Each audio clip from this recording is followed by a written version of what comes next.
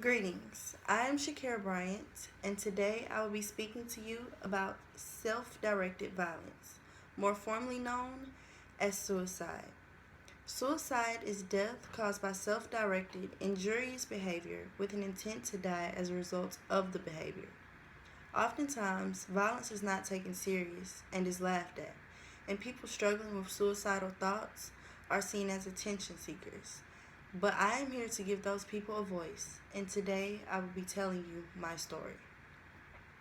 Growing up, I can say that I lived a decent childhood, but as I entered my early teenage years, something triggered in my brain, and I haven't been the same since.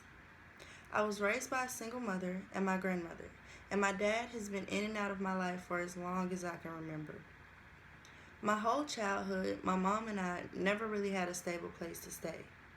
We moved from house to apartment to living with family friends to even staying in motels.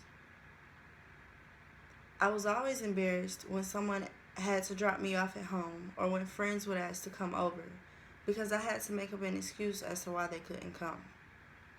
Around my freshman year of high school is when I began to get depressed. I don't know what the initial cause of my depression was. It kind of just happened.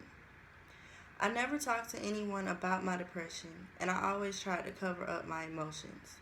I made myself look strong on the outside when really I was dying on the inside.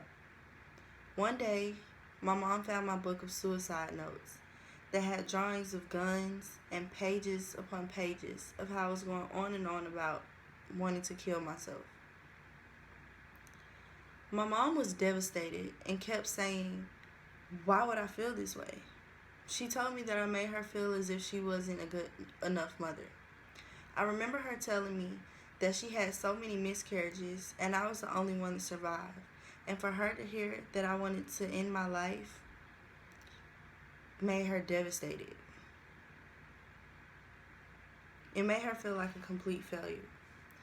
Hearing my mom going on and on about how I shouldn't be feeling the way I was feeling only made situations worse. I beat myself up about it and made myself better at hiding how I feel. It made me feel like people only thought I was looking for attention or that no one really understood what I was going through.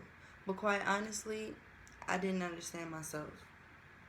While battling with my depression, I've always had a thought in the back of my head that I wanted to die. I never really wanted to kill myself because I wouldn't have the guts to do it. But ever since I was young, I felt like the world would be better off if I wasn't here.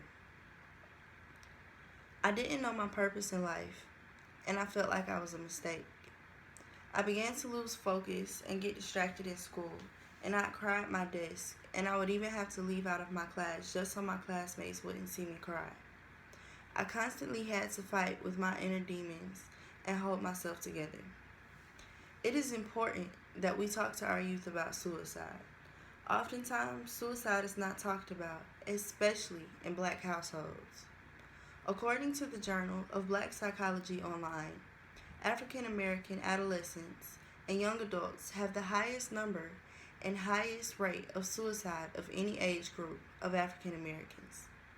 Depression and mental illness are the most common factors, although historically these issues have not been addressed with doctors or mental health professionals. Based from experience and also by surveying a few of my friends, suicide is not talked about in our households, or the topic is avoided altogether. Sometimes you feel like you may not know your worth, and at times you may feel completely worthless. You may even realize that people don't care about you and that they play with your feelings and make you feel like you don't amount to anything. But just remember, there will always be better days. You'll push through. You'll have them regretting everything they ever said or did to you. You'll be better than they ever will be. You have to know that you are valuable. You must love yourself first. Always remember that no matter how bad you're feeling, that it is not the end. Seek help, pray, and focus on you. Thank you for listening to my story.